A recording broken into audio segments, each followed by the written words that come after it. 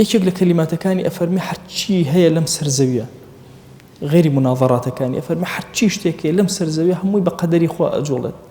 تەمەن لەو کاتە قەدەریەکان نەفی قەدەر ئەکەن، ئەمیش لە بەرامبەرە ئەفەرمێ كل شيء بقدر حتى العجز والكيس. حتى ئەفەرمێ ئینسان کە عاجز ئەبێ لە کارێک یان عاقڵ ئەبێ لە کارێکە ئەزانێت چی ئەکە، ئەفەرمێ لە هەردووکیانە هەمووی قەدەراتی خوایە جەل جەلالوه. ئەم فکرە ئەمە ناگەێنێ کە ئیمام بڕوای بە کەسب نەبێ. هەمان فکری ئەهلی سنەت و جەماعەتی لە مەسەلەی قەضا و قەدەرە و عەقیدەی قەضا و قەدەرە. بەڵام ئەمە یەکێکە لە جوابدانەوەکانی ئیمام بۆ ئەو کەسانەی کە بەرامبەری با بڵێن ئەوەستانە و لەو زەمان مناظەرەی ئەکردن. یەکتر لە قسەکانی ئەفەرمێ من صدق الناس كرهوه. ئەفەرمێ زۆر ئاگاد لێ بێ، هەر کەس خەڵک هەرچیانەوە تۆ مەڵێ ڕاستەکەن، ئەڵێ فکری خۆت لەسەر فکری خۆت مستەقیم بە. ئەفەرمێ ئەو کەسەی لە هەموو شتێکە بە خەڵکی بڵێ ڕاستکە ڕقیان لێ ئەبێتەوە. بۆیە سێرەکەی لەو زەمانە خۆوان هەمویان تەشەیع و مەسەلەن شوێن کەوتەی ئەو ئیمامانە بوون، ئەیتوانی مەسەلەن هەر هەمویان بکاتە خۆی ئاوە کۆیان کاتەوە، هەمیشە بەسەر سەر ئیسلاحیە کرد، چ لەگەڵ سوڵتایە ئیسلاحیە کرد، چ لەگەڵ ئەم تەشەیعایە عەلەویەکانە مەسەلەن ئیسلاحیە کرد، لە هەردوو بەرەکانە خەریکی کارکردن بوو. بۆیە ئەمەی کردوتە قاعیدە ئەفەرمێ من صدق الناس كرهوه.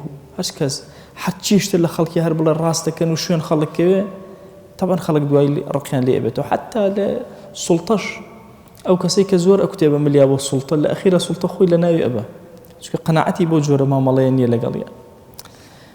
ئەفەرمێ زۆر ئاگاتان لێبێ شوێن خەڵک مەکەون، شوێن شەخص مەکەون. طبعا یەکێک لە کێشەکانی ئیمام ڕەزا بۆ هەر شوێنێ ئەچوو خەڵکێکی زۆر شوێنی ئەکەوت. ئەفەرمێ إن مشي الرجال مع الرجل. کاتی ئەم هەموو خەڵکە شوێن یەک کەس ئەکەون فتنة للمتبوع. ئەو کەسێک کە خەڵکە شوێنی ئەکەون ئەبێتە فتنە بۆی، ومذلة للتابع. ئەمانە شوێنی ئەکەون زەلیل ئەبن، تکایە شوێنی هیچ کەسێک مەکەون.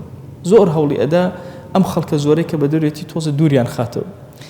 دوعایەکی ئەم پیاوە گەورە ئەکەمە کۆتایی دەرسەکە ئیمام ڕەزا کە ئەفەرمێ اللهم كما سترت علي ما أعلم. خوای هەر چۆن سەترت کردوم لەسەر شتانێک کە خۆم ئەیزانم بە دڵما ئەگوزەرەوە بە فکرما ئەڕوە، فاغفر لي ما تعلم.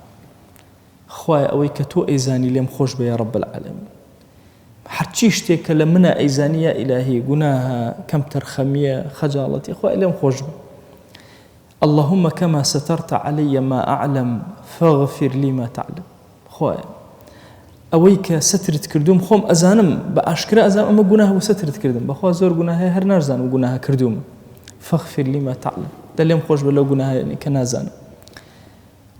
ئەفەرمێ كما وسعني علمك فليسعني عفوك. ئەی خوایە هەر چۆن علمی تۆ منی لە خۆ گرتووە، دەی خوای گیان با منێکێ بووم لەوانەی کە عفوی تۆ من لە خۆ بگرێ. وكما أكرمتني بمعرفتك فاشفعها بمغفرتك. خوایە چۆن ئیکرامت کردم، ڕێزت لێ کردم تۆ ئەناسم، دەی خوای گیان شەفاعەتم بۆ بنێرە، شەفاعەت بۆ ئەم نەفسە یا ئیلاهی بیبەخشە بە مەغفرەتی خۆت. فاشفعها بمغفرتك يعني بخەرە بەر شەفاعەتی مەغفرەتت یا رب، بخەرە بەر مەغفرەتت یا ربی. چۆن خۆتت پێ ناساندووە ئاواژ لێی خۆش.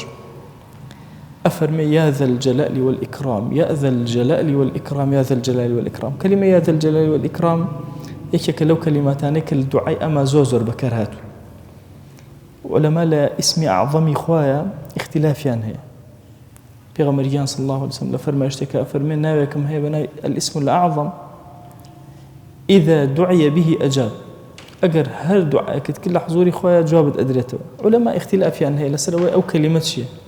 هندي فرمونا مثلا يا الله، هندي وتوانا يا الله يا رحمن يا رحيم، هندي فرمو يا ذا الجلال والإكرام، هندي فرمونا همونا وكان، هندي فرمونا وكو ابن عباس فرمويتي بو هركس الناوك خود بو خود بقر الناوكاني خوا بكار بينا تأكوي تسر أو ناو أي دوزيتو ناوكا بمجهولي هاتو زورا أوشتاني لدينا مجهول بوي بقر بدوانا هاوين الشواني قدر أوانا.